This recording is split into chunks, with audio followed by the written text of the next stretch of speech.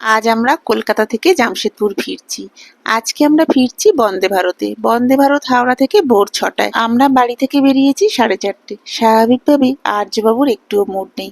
মাঝরাতে তার কাঁচা ঘুম ভাঙিয়ে তাকে তুলে নিয়ে এসেছি। আমরা স্টেশনে বেশ একটু আগেই এসে গিয়েছিলাম ৫:৩০টার মধ্যে। খানিকটা সময় অপেক্ষা করার পরে ট্রেন দিয়েছে। ট্রেন দিতেই জায়গা মতো উঠে আমরা বসে পড়েছি। ট্রেন একেবারে সময়ে ছেড়ে দিয়েছে।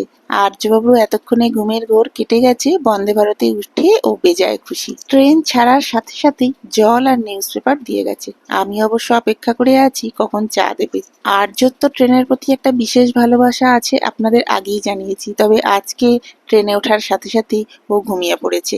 চা খাওয়া হয়ে গেছে। আর্যবাবু যেহেতু ঘুমোচ্ছে, আমিও একটা ছোট্ট করে ঘুম দিয়েছি। আর এই হচ্ছে আজকে আমাদের ট্রেনের ব্রেকফাস্ট। আজকে আমাদের দিয়েছে ব্রেড, বাটার, জ্যাম, একটা কেক দিয়েছে, আর সাথে দিয়েছে একটা অমলেট। বিকেলের দিকে বন্দে ভারতে উঠলে একটা ফ্রুটি বা ম্যাঙ্গো জুস দেয়। আর্যবাবু আশা করেছিল একটা ফ্রুটি পাবে। টাটানগর আমরা নেমে পড়েছি। এবার একটা অটো ধরে সোজা বাড়ি। এগুলো হচ্ছে আমাদের কলকাতা থেকে আনা জিনিসপত্র। নেক্সট ব্লগে শেয়ার করব। টাটা।